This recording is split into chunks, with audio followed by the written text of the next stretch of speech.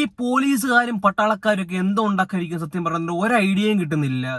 ഇവനെയൊക്കെ ഒരു പച്ചയ്ക്ക് പോലീസുകാരെ അല്ല, നിങ്ങൾ ഈ ഇഷ്യൂ കേൾക്കുമ്പോൾ നിങ്ങൾക്ക് മനസ്സിലാവും എന്തുമാത്രം ദേഷ്യവും കലിപ്പും ഉണ്ടാവുമെന്ന്. പാക് അനുകൂല വീഡിയോകൾ ചെയ്ത് തുടക്കം. ഏജന്റുമാർ വഴി വിസ നേടി പാകിസ്ഥാൻ സന്ദർശനം. പാക് സുരക്ഷാ ഇന്റലിജൻസ് ഉദ്യോഗസ്ഥരുമായി രഹസ്യ കൂടിക്കാഴ്ച. പിന്നീട് ഇന്ത്യയുടെ സൈനിക രഹസ്യങ്ങൾ ചോർത്തി നൽകി രാജ്യത്തെ ചതിച്ചു.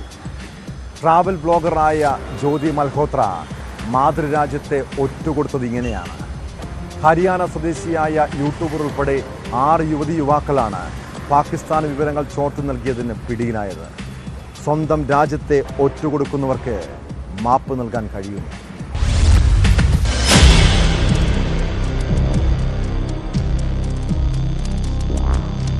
പാകിസ്ഥാന് വിവരങ്ങൾ ചോർത്തി നൽകിയതിന് ബ്ലോഗറായ യുവതി ഉൾപ്പെടെ 6 പേരാണ് പിടിയിലായത്.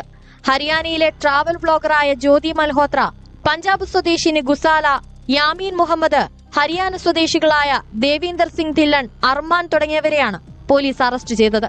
ഡൽഹിയിലെ പാക് ഹൈക്കമ്മീഷൻ സ്റ്റാഫ് അംഗമായിരുന്ന ഇസാനുൾ റഹീം എന്ന ഡാനിഷ് മുഖേന പാക് ചാര സംഘടനയിൽപ്പെട്ടവരുമായി ബന്ധം പുലർത്തിയെന്നും വിവരങ്ങൾ കൈമാറിയെന്നും കണ്ടെത്തിയതിന് പിന്നാലെയാണ് ബ്ലോഗർ അടക്കമുള്ളവരെ പിടികൂടിയത്. ട്രാവൽ വിത്ത് ജോ എന്ന യൂട്യൂബ് ചാനലിലൂടെയാണ് ജ്യോതി മൽഹോത്ര ട്രാവൽ വ്ലോഗ് ചെയ്യുന്നത്. 2023 യുവതി പാകിസ്ഥാൻ സന്ദർശിച്ചിരുന്നു. ഈ സമയത്താണ് ഡൽഹിയിലെ പാക് ഹൈക്കമ്മീഷൻ അംഗമായിരുന്ന ഡാനിഷുമായി പരിചയത്തിലായത്. ഇയാൾ പിന്നീട് ജ്യോതിയെ പാക് ചാര സംഘടനയുമായി ബന്ധപ്പെട്ട പലർക്കും പരിചയപ്പെടുത്തി നൽകിയെന്നും റിപ്പോർട്ടുകളിലുണ്ട്. ഡൽഹിയിലെ പാക് ഹൈക്കമ്മീഷൻ അംഗമായിരുന്ന ഡാനിഷിനെ അടുത്തിടെ പുറത്താക്കിയിരുന്നു. ഡാനിഷുമായും ഇയാൾ മുഖേന പരിചയപ്പെട്ട പാക് ചാര സംഘടനയിലെ ഷാക്കിർ എന്ന റാണ ഷഹബാസുമായും വാട്സാപ്പ്, ടെലിഗ്രാം, സ്നാപ്ചാറ്റ് തുടങ്ങിയ സാമൂഹിക മാധ്യമങ്ങൾ വഴിയാണ് ജ്യോതി ആശയവിനിമയം നടത്തിയിരുന്നത്. ഇന്ത്യയിലെ വിവിധ സ്ഥലങ്ങളെക്കുറിച്ചുള്ള തന്ത്രപ്രധാനമായ വിവരങ്ങൾ ജ്യോതി ഇവർക്ക് കൈമാറിയതായാണ് വിവരം. മാത്രമല്ല, സാമൂഹിക മാധ്യമങ്ങളിൽ പാകിസ്ഥാന്റെ പ്രതിച്ഛായ വർദ്ധിപ്പിക്കാനുള്ള ദൗത്യവും യുവതി ഏറ്റെടുത്തു. ഇതിനിടെ പാക് ചാര സംഘടനയിൽപ്പെട്ട ഒരാൾക്കൊപ്പം യുവതി ബാലിയിലേക്ക് യാത്ര നടത്തിയതായും അന്വേഷണ ഉദ്യോഗസ്ഥർ പറഞ്ഞു. പഞ്ചാബിലെ മലേർകോട്ട്ല സ്വദേശിയായ ഗുസാലയും പാക് ഹൈക്കമ്മീഷൻ വഴിയാണ് ഡാനിഷുമായി പരിചയത്തിലായത്. വിധവയായ ഗുസാല പാകിസ്ഥാൻ വിസയ്ക്കായി 2025 ഫെബ്രുവരി 27 ഡൽഹിയിലെ പാക് ഹൈക്കമ്മീഷനിലെത്തിയിരുന്നത്. ഇവിടെ വെച്ച് ഡാനിഷുമായി പരിചയത്തിലായി. പിന്നീട് ഇരുവരും സാമൂഹിക മാധ്യമങ്ങളിലൂടെ സംസാരിക്കുന്നത് പതിവായി. വാട്സാപ്പിന് പകരം ടെലിഗ്രാം ഉപയോഗിച്ച് ആശയവിനിമയം നടത്താനായിരുന്നു ഡാനിഷ് യുവതിയോട് നിർദ്ദേശിച്ചിരുന്നത്. ടെലിഗ്രാം വഴിയുള്ള ആശയവിനിമയമാണ് കൂടുതൽ സുരക്ഷിതമെന്ന് ഇയാൾ യുവതിയെ ധരിപ്പിച്ചു. വീഡിയോ കോളും പതിവായിരുന്നു. ഇതിനിടെ യുവതിയുമായി പ്രണയത്തിലായ ഡാനിഷ് വിവാഹ വാഗ്ദാനവും നൽകിയിരുന്നു. ഏപ്രിൽ 23 ഗുസാല തന്റെ സുഹൃത്തായ ബാനു നസ്രിയയുമായി വീണ്ടും പാക് ഹൈക്കമ്മീഷൻ സന്ദർശിച്ചിരുന്നു. ഇവർക്കും ഡാനിഷ് ഇടപെട്ടാണ് വിസ അനുവദിച്ചതെന്നും ഉദ്യോഗസ്ഥർ പറഞ്ഞു. ഡാനിഷുമായി സാമ്പത്തിക ഇടപാടുകൾ നടത്തിയതിനാണ് മലേർകോട്ട്ല സ്വദേശിയായ യാമീർ മുഹമ്മദിനെ അറസ്റ്റ് ചെയ്തത്. പാക് ചാരന്മാരുടെ നിർദ്ദേശപ്രകാരം ഇന്ത്യൻ സിം കാർഡുകൾ വിതരണം ചെയ്തതിനും പണം കൈമാറിയതിനുമാണ് ഹരിയാനയിലെ നൂഹ് സ്വദേശിയായ അർമാൻ പിടിയിലായത്. ഇയാൾ 2025 ഡിഫൻസ് എക്സ്പോ സന്ദർശിച്ച് വിവരങ്ങൾ കൈമാറിയതായും അന്വേഷണ ഉദ്യോഗസ്ഥർ പറഞ്ഞു.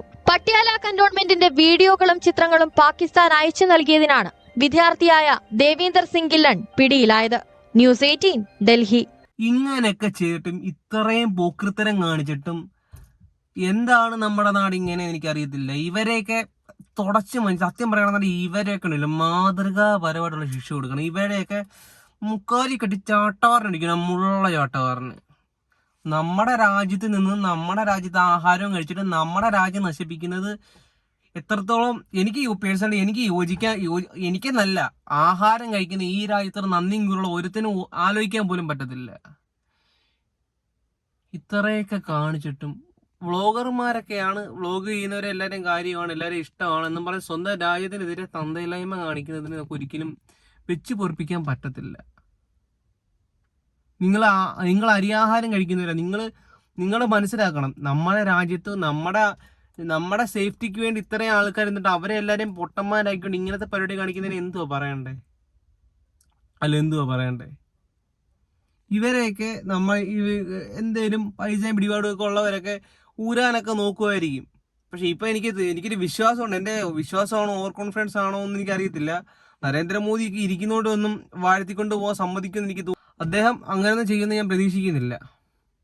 നിങ്ങളെയൊക്കെ തുടക്കത്തിൽ നിന്ന് തന്നെ തൂത്ത് മാറ്റണം, അല്ലെങ്കിൽ ഇതുങ്ങളെ വളർന്നു വന്നു കഴിഞ്ഞാൽ ഭയങ്കര സീനാവും. മാതൃകാപരമായിട്ടുള്ള ശിക്ഷയൊക്കെ തന്നെ കൊടുക്കണേടേ. ഇല്ലെന്നുണ്ടെങ്കിൽ നമ്മുടെ രാജ്യത്ത് ഇത്രയും ഫെസിലിറ്റീസും കാര്യങ്ങളും എല്ലാം ഉണ്ടായിട്ടും ഇങ്ങനെയൊക്കെ ഉള്ളവന്മാരെ ഏറ്റവും കൂടുതൽ ടെററിസ്റ്റ് ഉള്ള ഒരു കാര്യം ഞാൻ പറഞ്ഞുതരാം, കേരളത്തിൽ നിന്നാണെന്നുള്ള കാര്യം പകല് പോലെ എല്ലാവർക്കും അറിയാവുന്നതാണ്. പക്ഷെ എന്നിട്ട് എന്തെങ്കിലും സംഭവിക്കുന്നുണ്ടോ? സംഭവിക്കണം, എന്തെങ്കിലുമൊക്കെ സംഭവിക്കണം. ഇല്ലെന്നുണ്ടെങ്കിൽ രാജ്യം കൈവിട്ടു പോകും, നമുക്ക് എല്ലാവർക്കും സമാധാനമായിട്ട് ജീവിക്കാൻ പറ്റാത്തൊരവസ്ഥ വരും. അപ്പം കൈയും കൈവിട്ടിട്ട് യാതൊരു കാര്യവും ഇല്ല. നിങ്ങളുടെ അഭിപ്രായങ്ങൾ നിങ്ങൾ പറ.